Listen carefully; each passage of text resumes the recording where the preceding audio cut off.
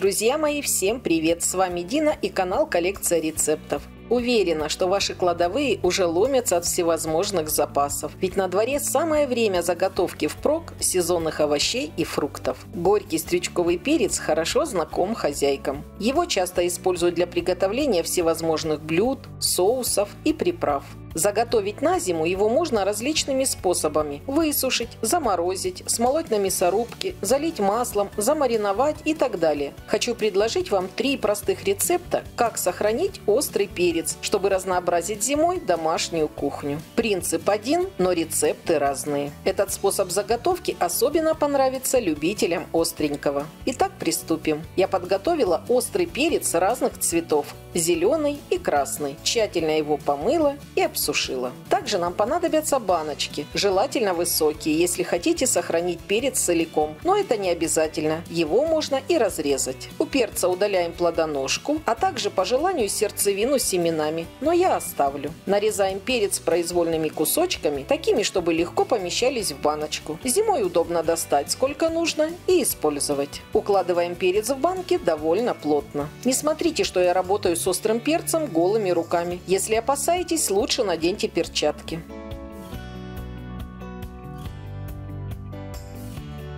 Для другой баночки возьмем красные длинные перцы целиком. Отрезаем плодоножки и плотно укладываем их в банку вертикально. Зимой достаньте один перец, используйте сколько необходимо, а остатки снова уберите в баночку.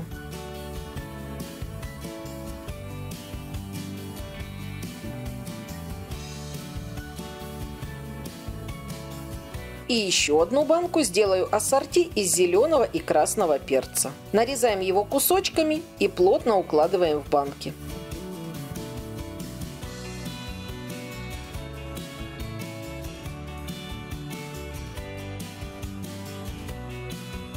Вот таким образом я уложила весь перец. 2 баночки с нарезанным перцем заливаем обычным столовым 9% уксусом и накрываем крышками. Закатывать не надо. В процессе маринования перец впитает в себя часть уксуса и получится приятно кисленький, а сам уксус из-под перца можно использовать для приготовления различных блюд, как обычный уксус. Но имейте в виду, что он будет острый. Это был первый классический рецепт.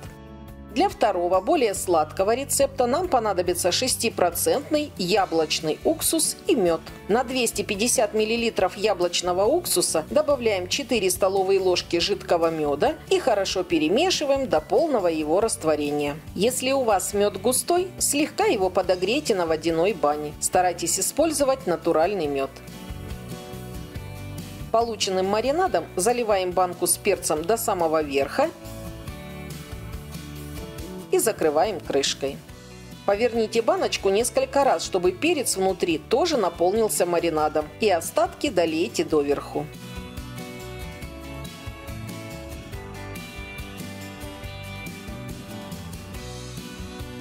Для третьего рецепта нам понадобится натуральный виноградный 6% уксус, соль и мед. У меня осталась буквально столовая ложка предыдущего маринада. Выливать его не буду. Туда же добавляем 250 мл виноградного уксуса, 1 чайную ложку соли и 4 столовые ложки жидкого меда.